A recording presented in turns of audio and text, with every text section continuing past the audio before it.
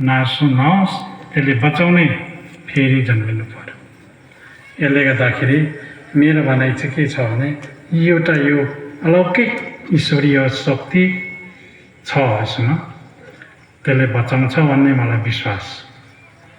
त्यसले गर्दाखेरि ईश्वरीय शक्ति, अलौकिक ईश्वरीय शक्तिमा पनि अलिकति प्रयास गर्ने र त्यो सबै अलौकिक ईश्वरीय शक्तिबाट आएको हो। तिनीहरू सबै विज्ञान भन्ने तत्त्व पनि त्यही हो, चमत्कार पनि त्यही हो।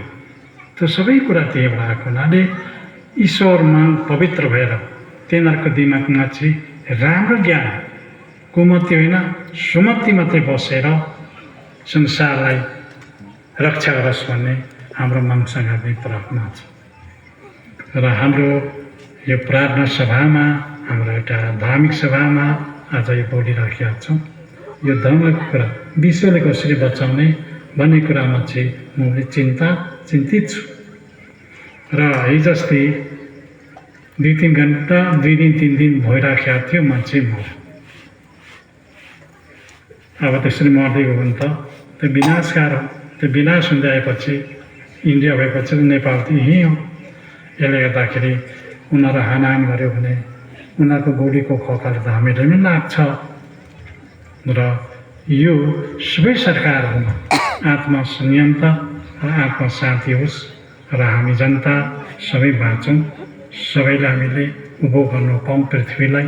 यी कुरा म प्रार्थना म गर्न चाहन्छु। र हाम्रो मागले हामीले केही न केही रक्षा चाहिँ गर्छ, केही न केही त रक्षा गर्छ। मन पराएको ठाउँमा, उहाँको दिल परेको ठाउँमा, मागले आँखा परेको ठाउँमा कहीँ न कहीँ रक्षा चाहिँ गर्छ है।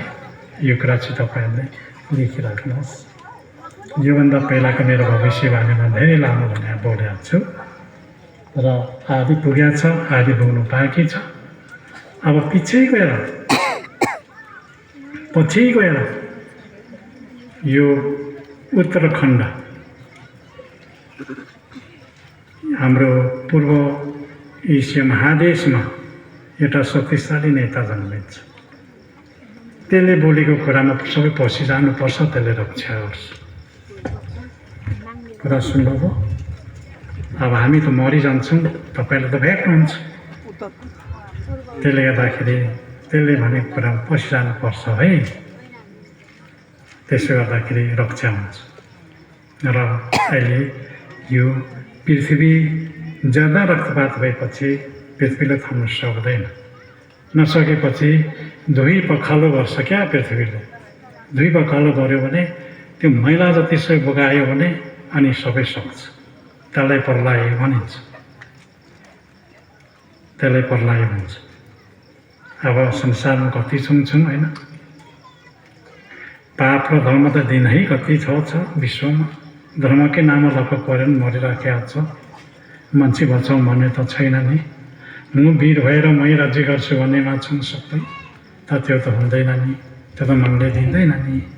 त्यसले गर्दाखेरि यो विष पृथ्वी पनि हलियो भने सबै सत्यनाश हुन्छ।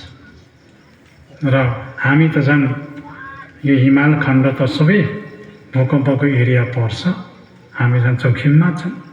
र त्यसले गर्दा पृथ्वीको आयुको लागि पनि हामी बल गर्नुपर्छ। ठुल्ठुलो उमाथि सेवाहरू लगायौँ भने पृथ्वीको आयु बढ्छ। पाप मात्रै गऱ्यौँ भने त बढ्दैन। अनि त्यो पाप धुनु है भन्दाखेरि हामी सबै सत्यनाश हुन्छ। कुरो यस्तो छ। त्यसले गर्दाखेरि यो कुरामा तपाईँहरूलाई भनिराखेको छु। मैले सम्झाउने काम गरिराखेको छु। मैले समय समयमा भन्ने काम पनि गरिराखेको छु। अब मेरो सल्लाहकारहरू धेरै छ, मलाई सुझाव दिने पनि धेरै छ। र मैले अब तपाईँहरूको अङ्गरक्षाको लागि, अङ्गलाई रक्षा बाँध्नुको लागि हामीले एउटा बुट्टी पनि बाँड्दैछौँ हामी। त्यसले गर्दाखेरि अब हामी एउटा मनको विश्वास जो गर्छौँ, जो सत्य मान्छौँ, मनले चाहिँ बचाउँछ है। यो कुरा तपाईँले सुन्नुहोस्। र अब हामी बुढ्नु लाग्यौँ, हाम्रो अवस्था अब धेरै रहँदैन। अब भनेको हाम्रो अवस्था भनेको 17, 18, 19 वर्ष होला। र त्यति भित्रमा के देख्नु पर्ने हो, गर्नु पनि पर्ने हो। अब के हो त्यो म जान्दिनँ। तर हाम्रो सुधार हुनु पर्यो, तपाईँहरूमा सुधार हुनु पर्यो, आत्मा सुधार हुनु पर्यो, साथीभाइमा सुधार हुनु पर्यो, मन मिल्नु पर्यो, आत्मा परमात्मा एउटै सोच्नु पर्यो, सम्झिनु पर्यो, मानव एकता भएर लाग्नु पर्यो, आफ्नो साथीले पनि शान्तिको बाटोमा लाउनु पर्यो। बौडी भएर यो युद्धको महायुद्ध भए पनि परिबुट्टी भनेको शान्ति हो क्या। विश्व शान्ति, मानव एकतामा आएर सबै शान्ति मिलेर बस्नुपर्छ। म यही भन्छु तपाईँहरूलाई। मलाई खुसी लाग्यो यति जम्मा हुनुभयो। अब हामी नेपालमा त अब नेताजी धेरै छ, थुप्रैवटा नेताजी छ, अब धर्म पनि थुप्रैवटा छ। यसले गर्दाखेरि विश्व शान्ति मानव एकता भनेको किराँत धर्मको मूल मन्त्र।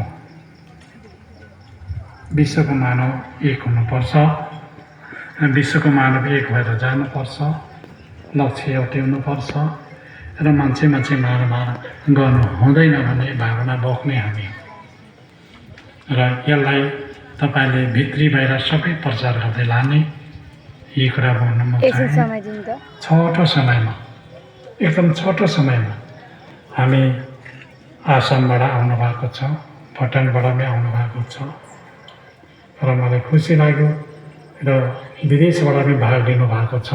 मैले त नेपालभित्रको मात्रै जन्म गर्नु चाहिँ खोजेँ खास गरी, तर विदेशबाट पनि पाल्नु भएको छ। यसलाई मलाई खुसी लागेको छ। अब मैले भनेको छु तपाईँहरूलाई, अलिकति पढाइदिन्छु। धनीको धन हराउँछ, मनीको मन हराउँछ, बुद्धि हुनेको बुद्धि हराउँछ, कुमति आउँछ। कुमति आएपछि के हुन्छ? संसार सङ्घार हुन्छ। अब सम्पत्ति पनि अब मुलुकले राष्ट्रमा थुप्रेको छ, त भूकम्प आयो भने त लुकाइहाल्छन्, त्यो कोलखा खोज्ने। पृथ्वी नै हल्लियो भने त लुकाइहाल्छन्।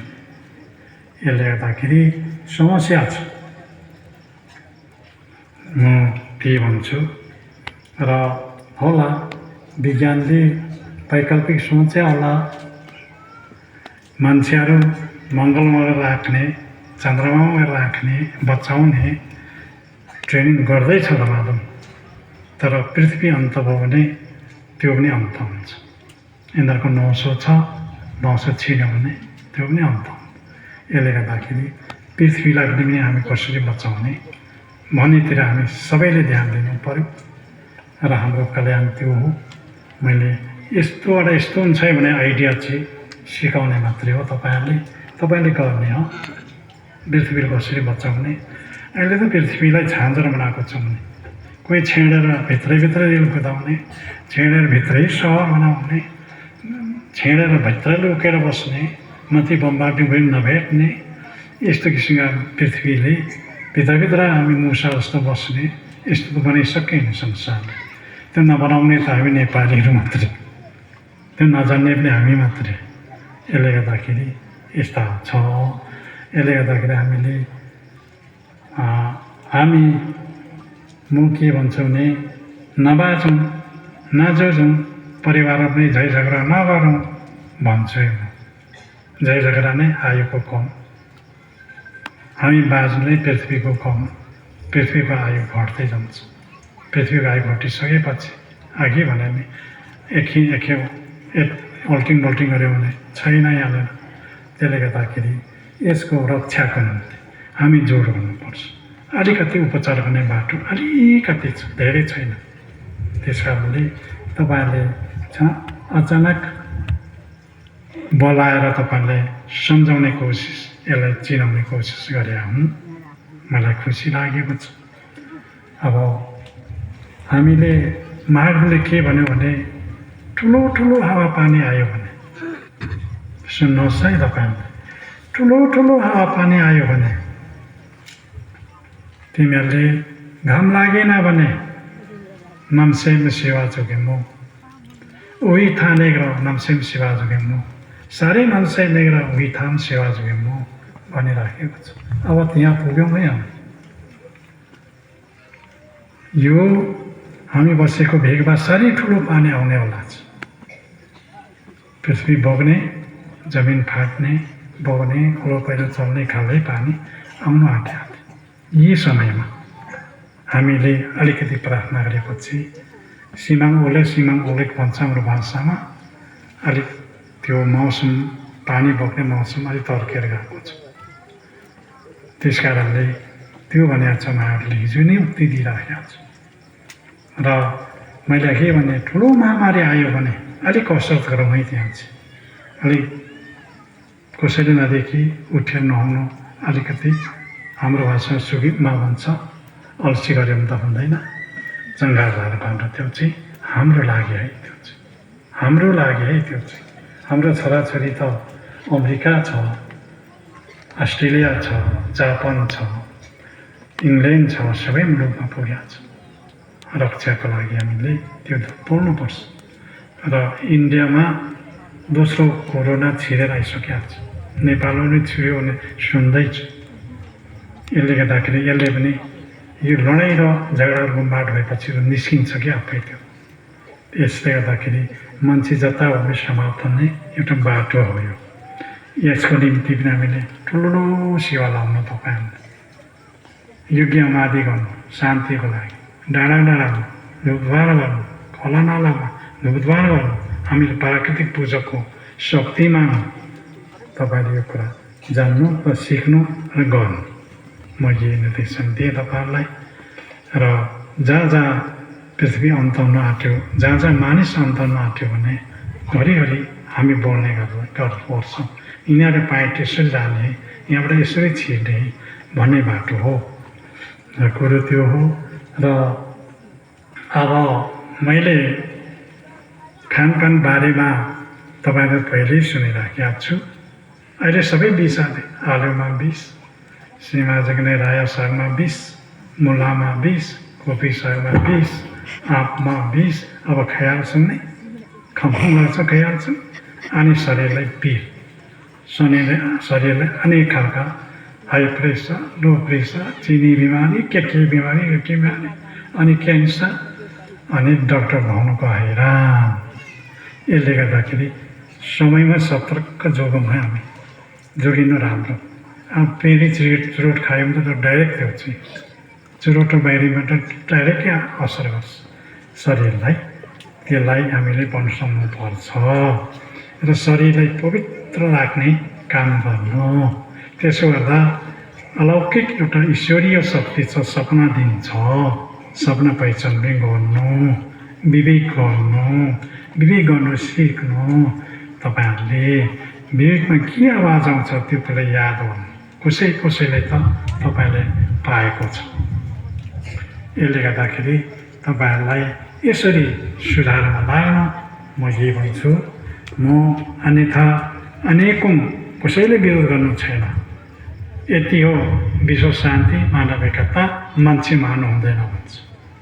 कानुनले पनि मार्नु भएन, राजनीति गरेर पनि मार्नु भएन, जोड्नु पर्यो। त्यो राइफलले पनि मार्नु भएन, त्यो बमबारुदले मार्नु भएन, त्यो आइटम बम गिराएर पृथ्वी नष्ट गर्नु भएन, जोगिनु पर्यो।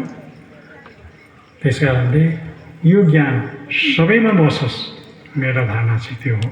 यसले गर्दाखेरि त्यसो गर्दा सबै संसारमा भएका धर्म पनि बाँच्छौँ, हामी पनि बाँच्छौँ, विश्व शान्ति सबै मान्छे पनि बाँच्छ।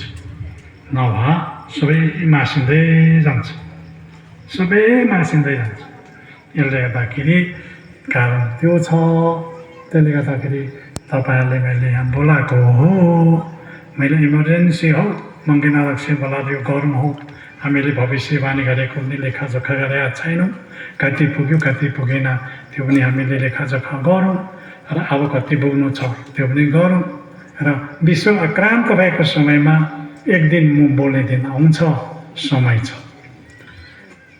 विश्व नै आक्रान्त हुन्छ एकपल्ट, त्यति बेला मलाई सोध्छ क्या यहाँ, त्यति बेला म आफै बोल्छु र कसैले मलाई सिकाउनु नै पर्दैन।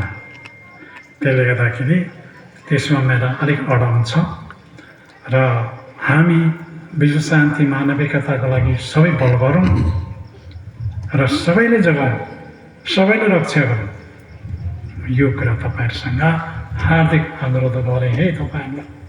र अब हाम्रो जनजातिहरू झन् माथिल्लो घर तल्लो घर नबोल्ने, हाम्रो भाषामा चिछिङमा भन्छ, चिछिङमा अम्बानिलो त जयमराजन दाल हो। त्यस्तो छ। हाम्रो विचार फराकले बनाउनु पर्यो, हाम्रो नीति फराकले हुनु पर्यो, विचारधारा फराकले हुनु पर्यो। तमदम लमङ बेङ्बो, ये लमङ बेङ्बो, सिङसिङ लमङ बेङ्बो हाम्रो भाषामा हो भने सिङसिङ एक भन्छ क्या हाम्रो भाषामा। यसले गर्दाखेरि सिङसिङलाई भनेको आयुष, आयुष भनेको आयु हुँदै। यसले गर्दाखेरि तपाईँहरूले सुनाएँ मैले। आज अलिक यो कुरा भनौँ न मलाई कठोरै लाग्छ। भरे राज्यले हिँडिराखेको छ के भन्दैछ भनेर अलिक राज्यलाई आँच आउने खालको बोल्यो भने त राज्यले कानुन लाउँछ मलाई।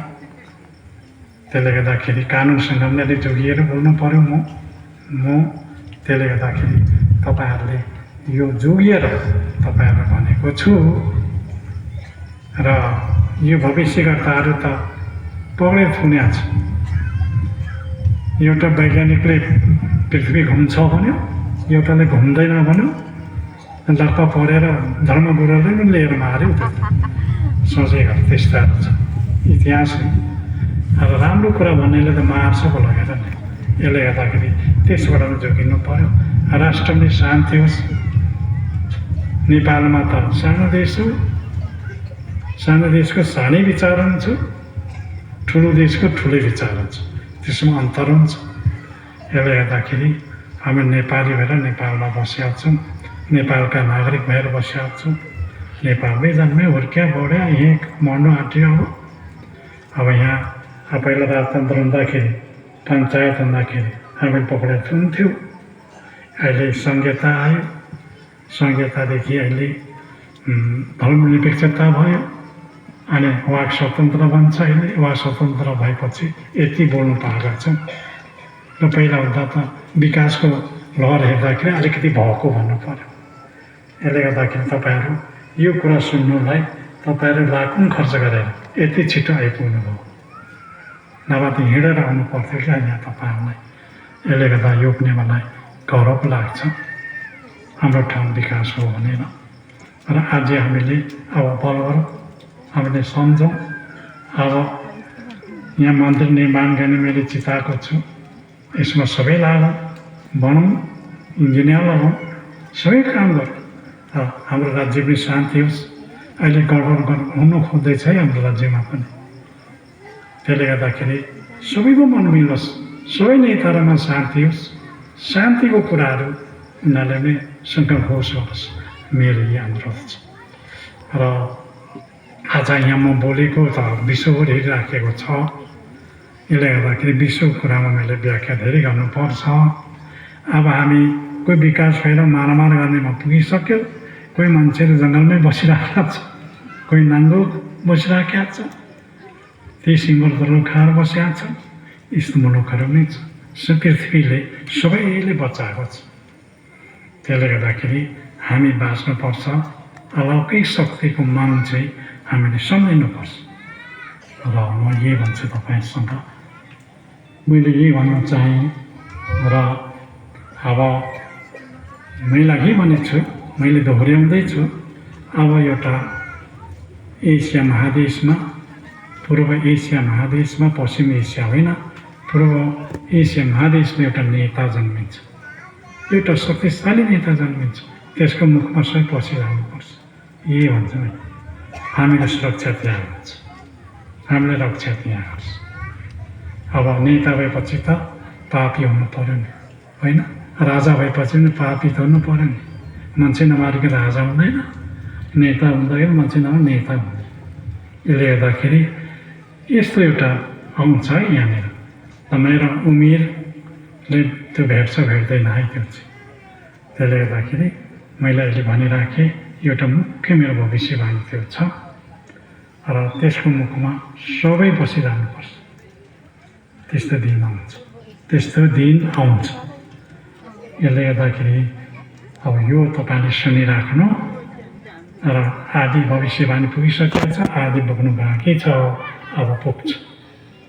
त्यो सबै पुग्यो भने अब मैले विश्वले एकपल्ट मलाई सोच, मान्छे कम्ती रहन्छ, त्यसले गर्दाखेरि त्यो मेरो अडन हो।